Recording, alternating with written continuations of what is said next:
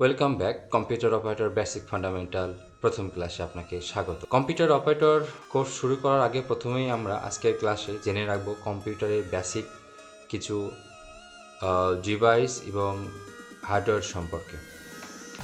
আমরা যদি আমাদের কম্পিউটারটাকে দুইটা অংশে বিভক্ত করি তাহলে মোটামুটি আমরা যদি দুইটা অংশে বিভক্ত করি, একটাতে পাবো হচ্ছে আমরা হার্ডওয়্যার, আরেকটা পাবো আমরা সফটওয়্যার। এখন আমরা হার্ডওয়্যার এবং সফটওয়্যার বলতে কি বুঝি? আমি যদি আপনাদের বোঝার ক্ষেত্রে হার্ডওয়্যার বলতে আমরা সাধারণত যন্ত্রাংশ বুঝি। তো আমাদের কম্পিউটারটাকে সেট আপ করার জন্য আমাদের মূলত কী কী প্রয়োজন? প্রথমেই হচ্ছে আমরা পাবো হচ্ছে সিপিইউ, তারপর পাবো হচ্ছে আমরা মনিটর, তারপর পাবো হচ্ছে আমরা কিবোর্ড, তারপর পাবো হচ্ছে আমরা মাউস, তারপর হচ্ছে ডিভাইস পেয়ে থাকি। আর এই মূলত 5টি ডিভাইস মিলেই পিসি, যেটাকে বলা হয় হচ্ছে আমরা বলবো পিসি। আমরা অনেক সময় বলি পিসি বলতে হচ্ছে পার্সোনাল কম্পিউটার। এই টোটাল জিনিসটাকে আমরা বলবো পিসি বা পার্সোনাল কম্পিউটার। তার মধ্যে আমরা প্রথমেই যদি একটু সিপিইউ নিয়ে আলোচনা করি। সিপিইউ যেটাকে আমরা বলছি central processing unit, CPU, central processing ইউনিটের মধ্যে মূলত হার্ডওয়্যারের অংশের মধ্যে আপনি প্রথমে যেটা পাবেন, র্যাম পাবেন, প্রসেসর পাবেন, মাদারবোর্ড পাবেন, গ্রাফিক্স কার্ড পাবেন, পাওয়ার সাপ্লাইয়ের জন্য কেবল, যেটা পাওয়ার সাপ্লাই ইলেকট্রিসিটি সাপ্লাই করবে। তারপরে আমরা স্টোরেজের জন্য আমরা হার্ড ডিস্ক পাবো। ঠিক আছে, মূলত এটা হচ্ছে বেসিক স্ট্রাকচার সিপিইউ এর। এগুলো আপনাকে জেনে রাখতে হবে, শিখতে হবে, যাতে পরবর্তী আবার আপনি জার্নিটা কন্টিনিউ করতে পারেন। তো এর জন্য আপনাকে মূলত বেসিক হার্ডওয়্যারটা শিখতে হবে, যে হার্ডওয়্যারের কোথায় এর অ্যাক্টিভিটিসটা কেমন। অনেক সময় আপনাকে দেখা যেতে পারে দীর্ঘদিন কাজ করার ফলে আপনার সিপিইউ এর র্যামের ভিতরে ময়লা জমতে পারে, এটাকে আপনাকে ক্লিন করতে হবে। তো এটাকে আবার খুলতে হবে, লাগাইতে হবে, কুলিং ফ্যানগুলো ঠিকভাবে চলতেছে কি না, আপনার মাদারবোর্ডের ওপর ময়লা জমে গেছে কি না, বা আপনার হার্ড ডিস্কের কোনো তার ইঁদুর কেটে ফেলেছে কি না, বা হার্ড ডিস্কের অনেক সময় হার্ড ডিস্ক চেঞ্জ করতে হয়, পাওয়ার সাপ্লাইটা ঠিকমতো কাজ করছে কি না, এগুলো দেখতে হয়। তো এই দেখার জন্য আপনার এই বেসিক সিপিইউটা সম্পর্কে একটা বেসিক নলেজ আপনাকে রাখতে হবে। এবং র্যাম কি, প্রসেসর কি, স্টোরেজ কি, গ্রাফিক্স কার্ডের কাজ কি, মাদারবোর্ডের কাজ কি, এগুলো আমরা শিখবো ধীরে ধীরে। কিন্তু প্রথমত আমরা একটা ওভারভিউ নিয়ে নিলাম, এটা হচ্ছে আমাদের সিপিইউ। তারপরে আমরা যেটা পাবো, ইনপুট এবং আউটপুটের জন্য যে ডিভাইসগুলো আমাদের প্রয়োজন। আমরা যখন কোনো কাজ করব, সেটা তো অবশ্যই একটা প্রদর্শনী করতে হবে, আমাদেরকে দেখতে হবে। দেখার জন্য আমরা প্রথমত যেটা করব সেটা হচ্ছে মনিটর। আমাদের একটা মনিটর লাগবে।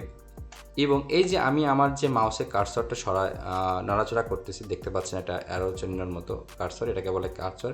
এটা যে কোনো জায়গায় মুভ করতে পারে, আমরা যে কোনো জায়গায় এটা মুভ করতে পারি, XYZ অক্ষ বরাবর আমরা যে কোনোভাবে এটা মুভ করতে পারি। সো এইটার জন্য মাউস। তারপরে কি, আমরা কোনো কিছু যদি আউটপুট করতে চাই, যেমন আমাদের কোনো ডকুমেন্ট যদি আউট করতে প্রয়োজন পড়ে কখনো, তাহলে আমরা সেক্ষেত্রে কী করব? অবশ্যই আমাদের একটা প্রিন্টার প্রয়োজন, তো আমাদের একটা প্রিন্টার লাগবে।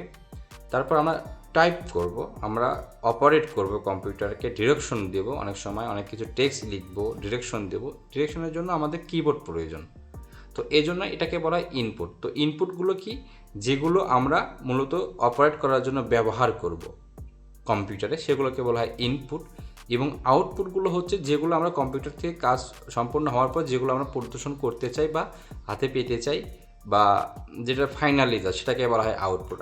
আউটপুটের মধ্যে যেটা হতে পারে সেটা স্পিকার, সেটা হতে পারে আপনার প্রিন্টার, সেটা প্রজেক্টর, এগুলো আউটপুটের মধ্যে পড়ে। ইনপুটের মধ্যে কি পড়বে? স্ক্যানার পড়বে, মাউস পড়বে, কিবোর্ড পড়বে। আর মনিটরটা হবে আপনার প্রদর্শনীর জন্য, মূলত বেসিক। আর আরও একটা যদি হয় ইনপুট আর সিপিইউ এর টাইপটা নিয়ে যদি একটু আলোচনা করি, আমি সিপিইউ এর মূলত 4টা পার্টে ওর অংশ। এটা প্রথমটা হচ্ছে ইনপুট, যেটা ও ইনপুট নেবে এবং ওর কাজ হচ্ছে আউটপুট দেওয়া এবং একটা প্রসেসিং করা। ইনপুট থেকে যেটা আমরা করব সেটা প্রসেসিং করে আউটপুট দেবে, এবং এই যে টোটাল প্রক্রিয়াটা করার জন্য ওর একটা স্টোরেজ প্রয়োজন ধরে রাখার জন্য। এই জন্য একটা স্টোরেজ সেকশনটা থাকে। তো মূলত সিপিইউ এর 4টা সেকশন: ইনপুট, আউটপুট, প্রসেসিং এবং স্টোরেজ। আচ্ছা, এখন সফটওয়্যার যদি আমি আসি, সফটওয়্যারটা হচ্ছে যেমন আমরা এটা যেটা এখন ব্যবহার করছি, এটা হচ্ছে পেইন্ট, একটা সফটওয়্যার। এটাতে মূলত গ্রাফিতি করার জন্য এটা সাধারণত ব্যবহার করা হয়। এখন আপনি ধরেন সফটওয়্যার হচ্ছে আমরা মূলত মোবাইল ফোনে যে অ্যাপস ব্যবহার করে থাকি, অ্যাপস যেমন Facebook, YouTube, TikTok, Twitter, WhatsApp etcetera.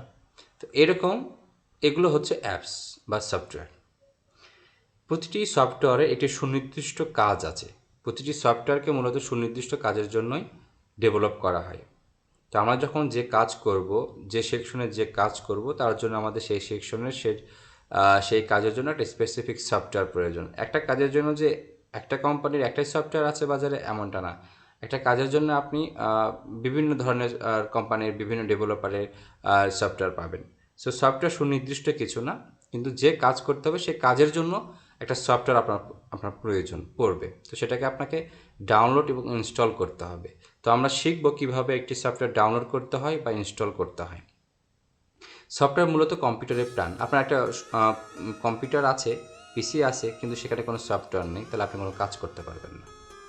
সফটওয়্যারকে মূলত বলা হয় কম্পিউটারের প্রাণ। তো আপনি যখন কম্পিউটারের সফটওয়্যার ইনস্টল করবেন, তখন আপনি সেটাকে কাজ করতে পারবেন।